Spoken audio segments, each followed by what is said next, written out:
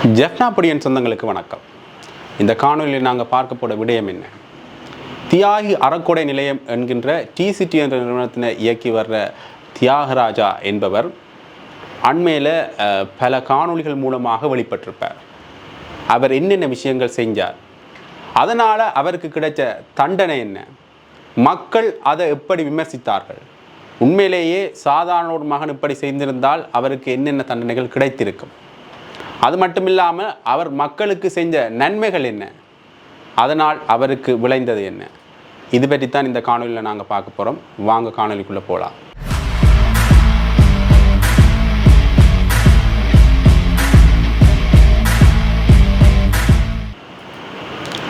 நாங்கள் இரண்டு விஷயங்களை பார்க்கணும். உண்மையிலேயே இந்த தியாகராஜா என்ற நபர், அதாவது வாமதேவன் தியாகராஜா என்ற நபர் தியாகி என்ற ஒரு அடைப்பெயரோடு தான் இவர் இருக்கிறார். இவருக்கு ஒரு அடைமொழி ஒன்று கொடுக்கப்பட்டிருக்கு, தியாகி என்று. அதற்கு காரணம் என்னென்னு பார்த்தீங்கன்னா, இவர் எம்ஜிஆர் போல பல உதவிகளை மக்களுக்கு செய்கிறதுல ஆர்வம் காட்டுறவர். உண்மையிலேயே நிறைய பேர் இவர்கிட்ட உதவிகள் பெற்றிருக்கணும். அது மட்டும் இல்லாமல் பொதுப்பணிகள்லையும் இவர் ஈடுபட்டிருக்கிறார். ஆரியகுளம் உட்பட பல குளங்களை புனர்நிர்மாணம் செய்கிறதுக்குரிய ஒரு நிதி பங்களிப்பை இவர் செஞ்சிருக்கிறார். அது மட்டும் இல்லாமல் ஊனமுற்ற பிள்ளைகளாக இருக்கட்டும் சரி, உதவி தேவைப்படுகிற பிள்ளைகளாக இருக்கட்டும் சரி, அனைவருக்குமே உதவி செய்திருக்கிறார். அது மட்டும் இல்லாமல் கல்விக்கும் முக்கியத்துவம் கொடுக்கறதுல இவர் ஒரு முக்கிய பங்காற்றியிருக்கிறார்.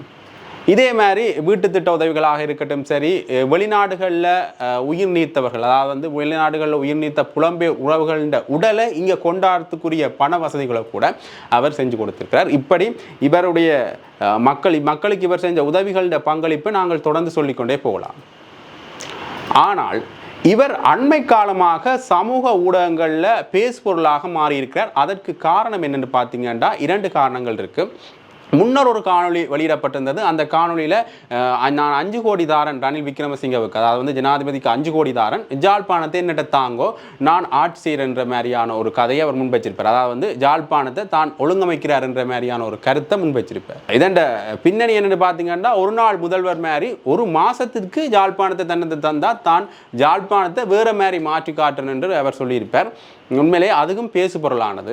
அது நிறைய மாதிரியான விமர்சனங்களை சந்தித்தது. 5 கோடிக்கு இப்போ நாங்கள் பெருமடுப்பில் ஒரு நிலத்தை கூட வாங்க முடியாது, இப்படி ஜாழ்ப்பாணத்தை நாங்கள் அவர்கிட்ட கொடுக்குறதுன்ற மாதிரியான விமர்சனங்களும், அது மட்டும் இல்லாமல் இவர்கிட்ட கொடுத்து பாருங்க இவர் கட்டாயம் செய்வார் என்ற மாதிரி இருவேறுபட்ட விமர்சனங்கள் அவர் மேலே முன்வைக்கப்பட்டது. அதற்கு பிறகு அவருடைய மகளினுடைய பிறந்த தினத்தில் அவர் காசை கீழே போட்டு மிதித்த மாதிரியான ஒரு காணொலி ஒன்று சமூக வலைத்தளங்களில் பரவி வந்திருந்தார். அதன் பின்னணி என்னன்னு தான் நாங்கள் பார்க்க போகிறோம். உண்மையிலேயே இவர் பலதரப்பட்ட மக்களை ஒன்று திரட்டி மகளினுடைய பிறந்த தினத்தில் இவர் உதவிகளை வழங்கியிருக்கிறார். உண்மையிலேயே இந்த உதவிகள் அவர்களை போய் சேர்ந்திருக்கு, தகுந்த முறையில் அவர்களை போய் சேர்ந்திருக்கு. அது மட்டும் இல்லாமல் அந்த இடத்துல ஒரு பரபரப்பான சூழ்நிலையும் உருவாகியிருக்கு. உண்மையிலேயே இவர் தன்னுடைய மகளிட பிறந்த தினத்தில் அவ்வளவு பேரையும் ஒன்று திரட்டி உதவிகளை வழங்குகின்ற பொழுது அந்த வீதியே முழுமையாக அடைபட்டு போயிடும். அந்த வீதியால் பயணிக்கவே முடியாத அளவுக்கான ஒரு சன நெரிசல் ஒன்று காணப்படும். அது மட்டும் இல்லாமல் இராணுவத்தினரும் சரி, போலீஸாரும் சரி அங்கே குவிக்கப்பட்டு அவர்கள் அந்த மக்களை ஒழுங்குபடுத்துகிற ஒரு வேலையிலையும் ஈடுபட்டிருப்பார். உண்மையிலேயே இது ஒரு பக்கம் நல்ல விஷயமாக இருக்கலாம். அவ்வளோ மக்களையும் ஒன்று திரட்டி இவர் தன்ற உதவியை மக்களுக்கு வழங்குறது உண்மையிலேயே நல்ல விஷயம். ஆனால் இதை வேறொரு விதமாக முன்னெடுத்திருக்கலாம். என்ன விஷயம் என்று பார்த்தீங்கன்னா, அந்த மகளுடைய பிறந்த நாள் வாரங்களை அந்த மாதத்திலேயோ சரி அல்லது அடுத்த மாதத்தையும் வைத்துக்கொண்டு அந்த மாதத்தில் ஓரிரு நாட்களை கொஞ்சம் கொஞ்சமாக குறிப்பிட்ட மக்களை இவர் தெரிஞ்சிருக்கும் தானே, இவர் யார் யார் உதவி தேவைப்படுற மக்கள் என்ற ஒரு தகவலை இவர் முன்னரே திரட்டி அந்த மக்களை கொஞ்சம் கொஞ்சமாக கூப்பிட்டு அந்த உதவிகளை வழங்கியிருக்கலாம். அதை ஊடகங்களையும் இவர் போட்டிருக்கலாம். அது அவருடைய தனிப்பட்ட விடயம். அதை ஊடகங்களையும் இவர் பதிவிட்டிருக்கலாம். இவ்வளோ பேருக்கு உதவி செஞ்சிருக்கின்ற அந்த விடயத்தையும் அவர் சொல்லியிருக்கலாம். அது அவர்களுடைய தனிப்பட்ட விடயம். எந்த உதவி செஞ்சாலும் அந்த உதவி செய்பவருடைய அனுமதியோடையும் உதவியை வாங்குறவருடைய அனுமதியோடையும் அதை ஊடகங்களில் பதிவேற்ற முடியும். ஆனால் இவர் ஒட்டுமொத்தமாக அனைத்து மக்களையும் இங்கே கூப்பிட்டு அந்த வீதியையும் சனரேசலாக்கி, அது மட்டும் இல்லாமல் மக்களையும் அங்கே ஒரு மக்களும் ஒரு குழப்பமடைகிற சூழ்நிலை ஏற்பட்டது. ஏனென்றா சன நெரிசல்னா உங்களுக்கு தெரியும், யாருக்கு உதவி கிடைக்கணும், நான் முதலாவதாக போய் வாங்குறேன், நீ முதலாவதாக போய் வாங்குறேன், அந்த ஒரு தனிப்பட்ட ஒரு விடயம் வந்து எல்லா மக்கள்கிட்டையுமே இருக்கும். அந்த உதவி தங்களுக்கும் கிடைக்கணும் என்ற ஒரு ஆர்வத்தில் மக்கள் செயற்பட்ட விதத்தங்கள் நாங்கள் பார்க்கக்கூடிய மாதிரி இருந்தது. உண்மையிலேயே அந்த ஒரு விஷயமும் இவர் மேலே விமர்சனமாக முன்வைக்கப்பட்டிருக்கு. அது மட்டும் இல்லாமல் இவர் நிறைய உதவிகளை அந்த இடத்துல செஞ்சிருக்கிறார். உண்மையிலேயே ஒரு பிள்ளை ஒன்று ஒரு போலியோ குறைபாடோ இன்னும் ஒரு நோயால் பாதிக்கப்பட்ட பிள்ளை ஒன்று வந்திருக்கு. அந்த பிள்ளைன்ற மருத்துவ செலவுக்கான உதவிகளை அவர் அந்த இடத்துல வச்சே பார்த்தவர். அது மட்டும் இல்லாமல் ஏழாவது ஐயாவால் வந்தவர். அந்த ஐயாவுக்குரிய செலவுகளையும் தான் பார்க்குறேன்னு சொன்னவர். அது மட்டும் இல்லாமல் கல்வி, அதாவது வந்து சின்ன பிள்ளைகள்ட நிறைய பிள்ளைகள் வந்து அங்கே வந்திருந்தது கல்விகளை தொடர முடியாத சூழ்நிலையில் அவர்களுக்கும் அவர் அந்த உதவியை செஞ்சிருக்கார். உண்மையிலேயே இது ஒரு நல்ல விஷயம். இதை நாங்கள் என்ன சொன்னோம்னா, உண்மையிலேயே இவர்களுக்கு தான் உதவி தேவைப்படுகின்றது என்றதை அறிஞ்சு கொண்டு முதலே ஒரு தகவலை திரட்டி இவ்வளவு செய்கிறவருக்கு இதையும் செய்கிறதுக்குரிய ஒரு ஆளுமை ஒன்று இருந்திருக்கும். அவர் முதலே தகவலை திரட்டி அவர்களை கொஞ்சம் கொஞ்சமாக, அதாவது வந்து ஒரு குறிப்பிட்ட தொகை மக்களை ஒரு நாளையும் குறிப்பிட்ட தொகை மக்களை இன்னொரு நாளையும் வச்சு அந்த விடயத்தை மேற்கொண்டிருந்தாருண்டா இதையும் விட பெரிதும் பாராட்டப்படுற விஷயமாக இருந்திருக்கும். உண்மையிலேயே தெரியும் உங்களுக்கு, இப்போ மரணமடைந்த நடிகர் விஜயகாந்த் கூட அப்படியான விஷயங்களை தான் மேற்கொண்டிருப்பார். அவர் அந்த பிறந்த தினத்துக்கும் சரி, சாதாரண நாட்களையும் சரி அவர் உதவிகளை மேற்கொண்டு வருவார். ஆனால் அவர் உதவிகளை மேற்கொள்கிற பொழுது இப்படியான ஒரு சன நெரிசலையோ அல்லது மக்களை அவர் திரட்டி அந்த விடயங்களை அவர் மேற்கொண்டு அதை ஒரு விளம்பரப்படுத்தல் மாதிரி மேற்கொள்றதையோ நாங்கள் பார்க்கக்கூடிய மாதிரி இருக்காது. அந்த அளவில் தான் அவர் அப்படி செஞ்சிருப்பார். அதே மாதிரியான ஒரு சூழ்நிலையை இவரும் கையெடுத்திருந்தார் என்றால் உண்மையிலேயே அது ஒரு பாராட்டுக்குரிய விடயமாக இருந்திருக்கும். இப்போ இவர் நிறைய பேரை திரட்டி இப்படி செஞ்சது வந்து ஒரு விளம்பரப்படுத்தல் மட்டுமே மையமாக வைத்ததாக இருக்கலாம் என்றும் பலர் சமூக வலைத்தளங்களை விமர்சிக்கின்றனர். உண்மையிலேயே அதுவும் ஒரு இந்த விடயம் வந்து பேசுபொருளாக மாறினதுக்கு ஒரு காரணமாக இருக்கின்றது. அது மட்டும் இல்லாமல் முக்கியமான பிரதான விடயத்துக்கு வந்தோம்னா, இவர் வந்து ஒரு கருத்தை முன்வச்சிருப்பார். ஒரு யூடியூப் காணொலியில், ஒரு இன்னொரு சேனல் காணொலியில் அவர் ஒரு கருத்தை முன்வச்சிருப்பாருன்னு பார்த்தீங்கன்னா, அவர்கிட்ட நிறைய காசு கையில் இருக்கும். நிறைய பேர் வராமல் போனதால் எனக்கு இந்த காசை அவர்கள்ட்ட வழங்க முடியல, அதனால் இந்த காசுக்கு இப்போ பெருமதி இல்லை என்று சொல்லி காலில் மிதிக்கக்கூடிய காலில் போட்டு அந்த காசையும் மிதிச்சிருப்பார். 2 காலையும் மிதிச்சிருப்பார். அந்த காணொலி டிக்டாக், இன்ஸ்டாகிராம், அது மட்டும் இல்லாமல் ஃபேஸ்புக் கொண்டு பல சமூக வலைத்தளங்களில் இது பரவலாக பேசப்பட்டு வந்தது.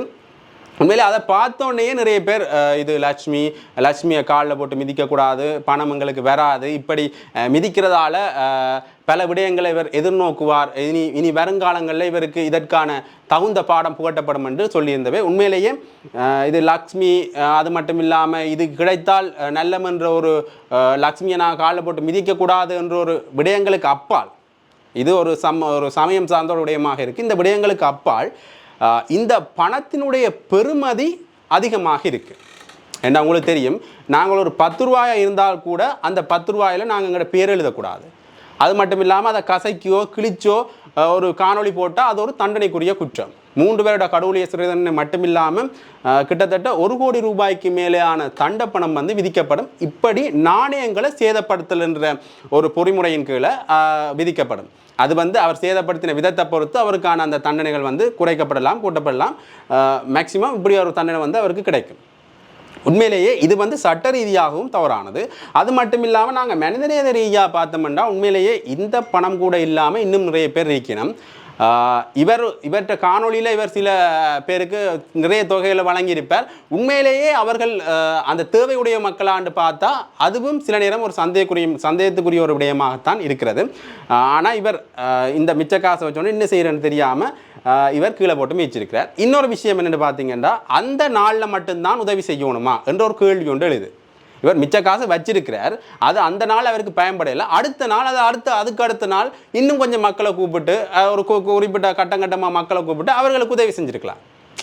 இந்த நாள் மட்டும்தான் உதவி செய்வதற்கு ஒரு நாளாகவும் மற்ற நாளில் உதவி செய்ய முடியாதுன்ற மாதிரியான ஒரு போக்கும் வந்து அவர் கதைச்ச ஒரு விடயத்தில் நாங்கள் அவதானிக்கக்கூடிய மாதிரி இருந்தது.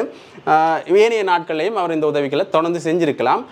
இனியும் அவர் இந்த உதவிகளை கட்டாயம் தொடர்ந்து செய்யணும். ஏனென்றால் தேவையுடைய மக்கள் அதிகமான பேர் இருக்கணும். உங்களுக்கு தெரியும், வடமாகாணம் இல்லை, கிழக்கு மாகாணத்திலையும் சரி, வடகிழக்கு மாகாணத்தில் போருக்கு பின்னரான ஒரு சூழ்நிலையின் பிறகு இப்போ இப்போ தான் கொஞ்சம் கொஞ்சமாக அபிவிருத்தி அடைந்து கொண்டு வாரம். இன்னுமே அடிமட்ட நிலையில் நிறைய மக்கள் இருக்கணும். அவர்களுக்கான உதவிகள் இப்படியான மனிதர்களூடாகத்தான் போய் சேருது. இந்த உதவி செய்கிறத நாங்கள் தவறு என்று சொல்லல. என்ன விஷயம் என்றால் இந்த உதவியை சரியான முறையில் செய்யணும். உண்மையிலேயே இந்த உதவி செய்கிறத அவர் விளம்பரப்படுத்தலாம், அல்லது அது மட்டும் இல்லாமல் ஊடகங்களில் பதிவிட்டு அவருக்குரிய அந்த புகழையோ அல்லது அவர் தான் செய்கிறார் என்றதையோ மக்களுக்கு காட்டுறதுல எந்த விதமான தவறுகளும் இல்லை. ஏனென்றால் இது ஒரு தனி மனிதனுடைய உரிமை. நான் திருப்பி சொன்னதான், பொருளை வாங்குறவர்கள்ட அனுமதியோடையும் பொருளை கொடுக்குறவண்ட அனுமதியோடையும் இதை ஊடகங்களில் பதிவேற்றுறதுல எந்த தவறும் இல்லை.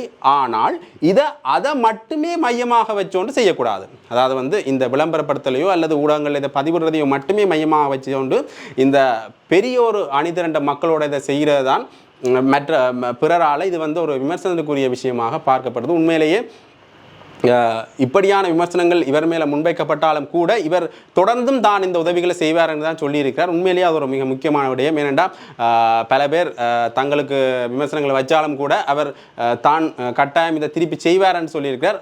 அதை அவர் செய்யணும் கட்டாயம். ஏனென்றால் நிறைய பேர் எங்கள்கிட்ட இப்போ இல்லை. அதாவது மக்களை அவர்களுடைய உடல் உழைப்பை கொடுக்கறதுக்கு நிறைய பேர் இருக்கணுமே தெரிய நிதி பங்களிப்பு ரீதியாக நிறைய தேவைப்படுது. எங்களோட சிறுவர்களும் சரி, கல்வியிலையும் சரி, அது மட்டும் இல்லாமல் பொருளாதார ரீதியிலையும் சரி, இளைஞர்கள் சிறுவர்கள் என்றதுக்கு முன்னேறதுக்கான நிதி பங்களிப்பு இப்போ எங்களோட வடகிழக்கு மாநிலங்களுக்கு தேவைப்படுது. அதை கட்டாயம் அவர் செய்வார்னு நம்புகிறோம். ஆனால் அவர் செய்கின்ற பொழுது இப்படியான நடைமுறைகளை அவர் பின்பற்றி செஞ்சார் என்றால் உண்மையிலேயே இது ஒரு பாராட்டுக்குரிய விடயமாகத்தான் இருக்கும்.